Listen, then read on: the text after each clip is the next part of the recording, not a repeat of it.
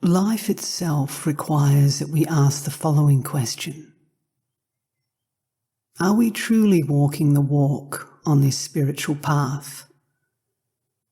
Or do we only speak about it intellectually?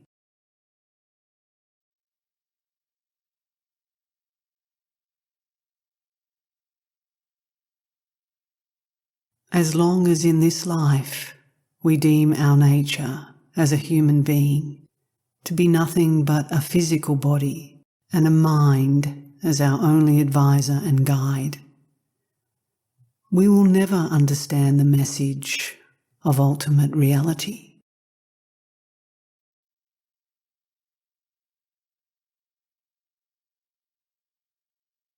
The unknown, or the eternal newness, brought by the movement of life, unfolding moment to moment, cannot be encountered nor understood by the knowing mind.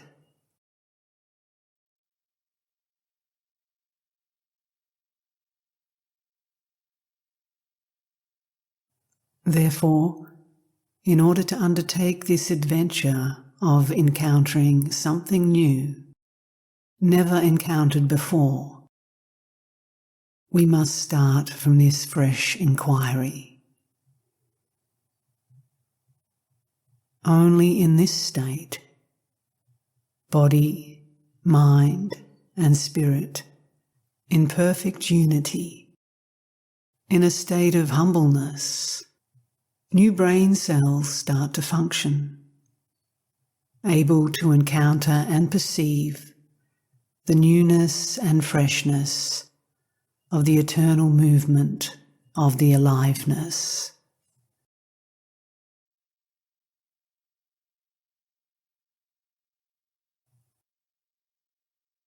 In fact, all the mysteries of nature revealed to humanity during its long history have been discovered by the inquisitive minds of the inventors only in such a state.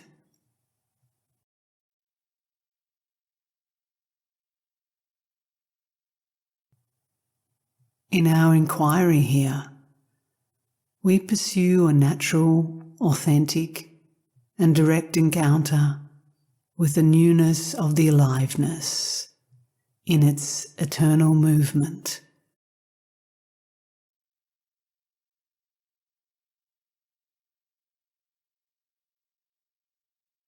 In order to perform such an encounter, the old knowing mind must be completely silent.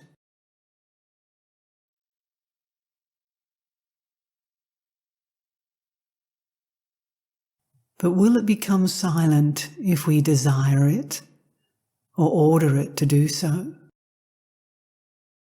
Of course not, because the entity who orders it to be silent is also a part of the known, in constant enmity with what is.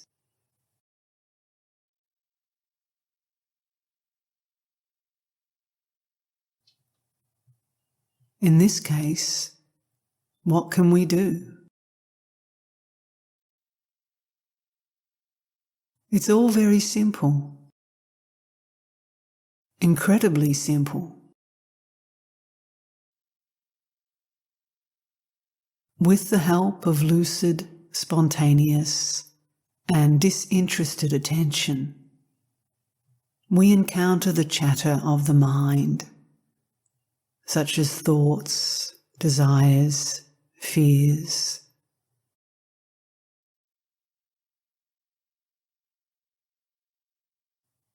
Simply becoming aware of it without pursuing or expecting anything leads to the disappearance of the mental activity.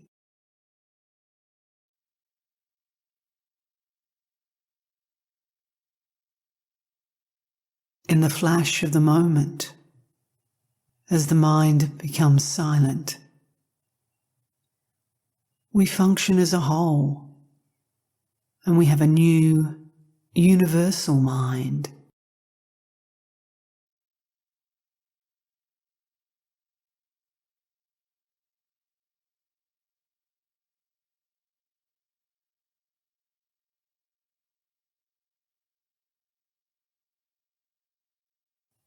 new brain cells become active.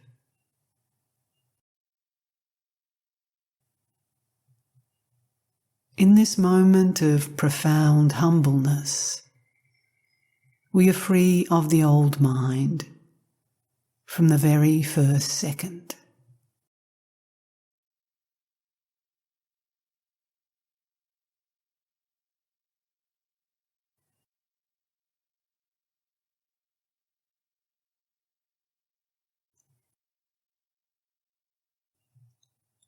Such an encounter, without any personal intervention, transports us into a state of timelessness, and we are united with the immense boundlessness and the supreme absolute, existent within us as well as everywhere in existence.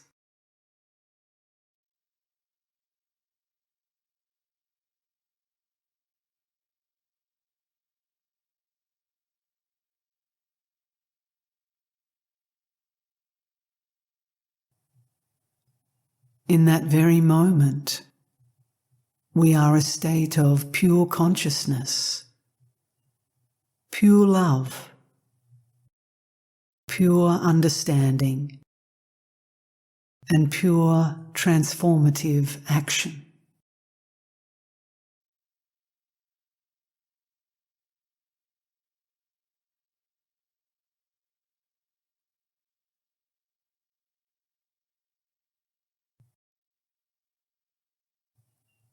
The frequency of these encounters will finally lead to the demolition of the egoistic structure, whose prisoners we have been since very ancient times.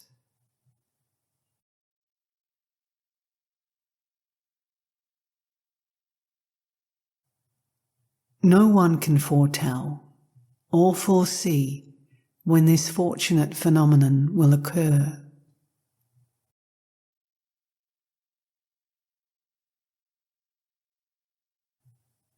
On the one hand, it all depends on our ardour, honesty, and diligence. On the other hand, it also depends on the quantity of the ancestral residues which sustain our state as prisoners and have brought us into our current incarnation.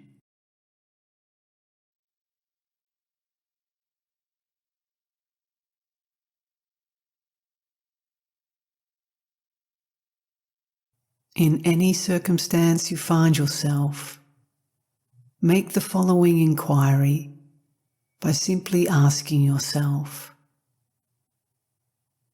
am I a whole human being, here and now?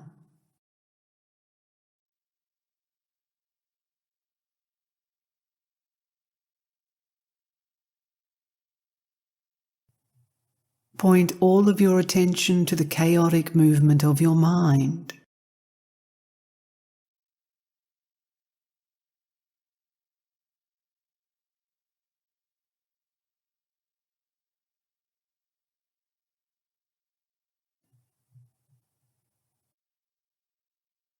In fact, the very nature of the mind is turmoil.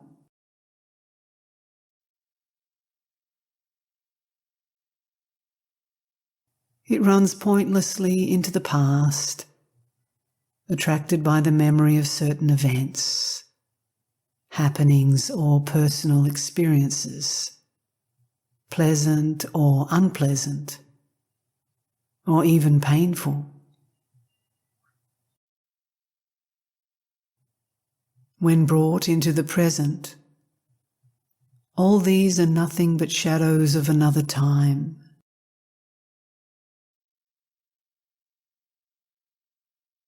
In the now, we are merely repeating dead experiences.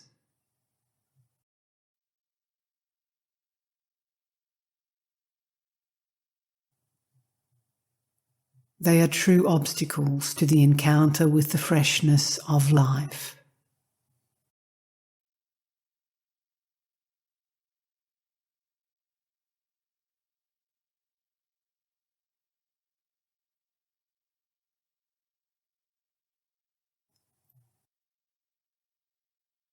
Attached to these memories, we miss the essential, the reality, beauty, and newness of life, passing us by in its eternal flow, without perceiving its presence.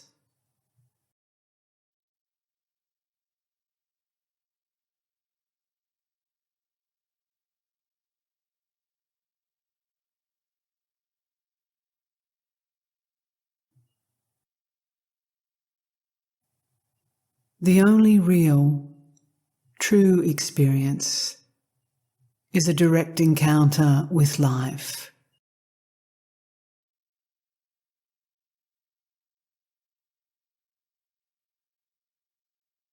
In a state of oneness with life, we enjoy its renewing energies and its purity.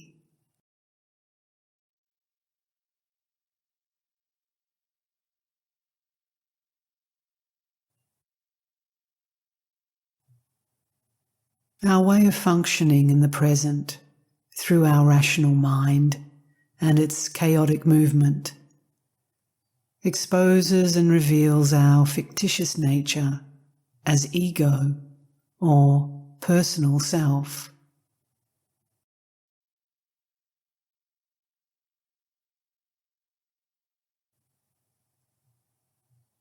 The same personal self projects us into an uncertain future, compelling us to experience through imagination, as mere hopes, things and events that we will never encounter in real life.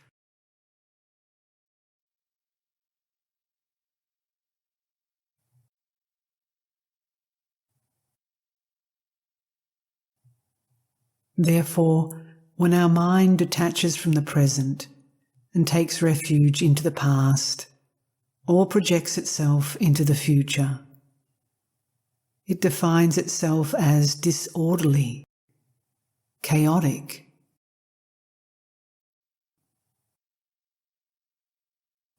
Faced with this obvious and undeniable fact, we ask ourselves, what can we say about the owner of such a mind?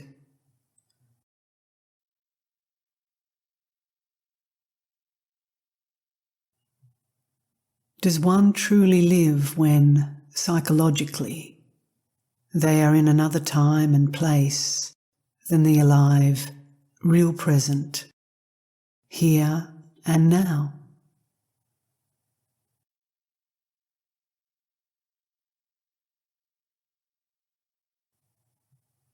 Such a person is possessed by their thinking, defining them as a temporarily ignorant entity.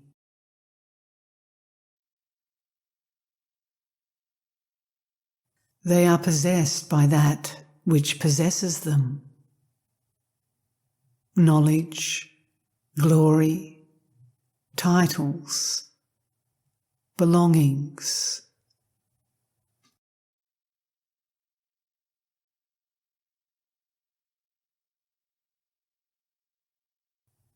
They ignore the reality of life as a direct movement and project themselves pointlessly into an outdated past or into an uncertain and precarious future.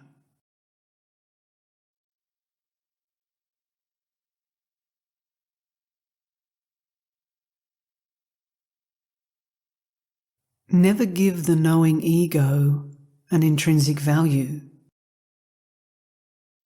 because the mind which creates it and fuels its structure is unable to encounter and comprehend life as newness and permanent surprise, revealed in the reality of the moment.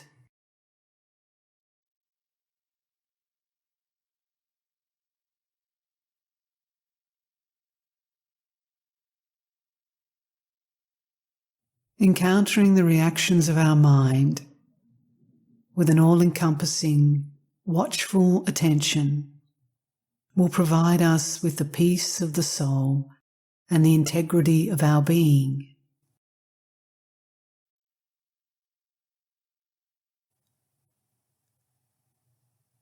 In this state, our divine nature is revealed.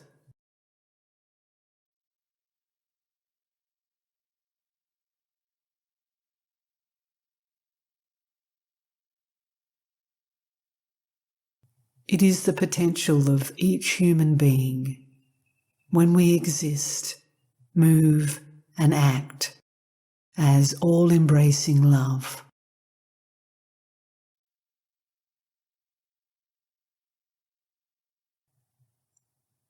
Functioning on this level of existence, our true spiritual guide is the divine spark in the depth of our being, leading us through intuitive impulses.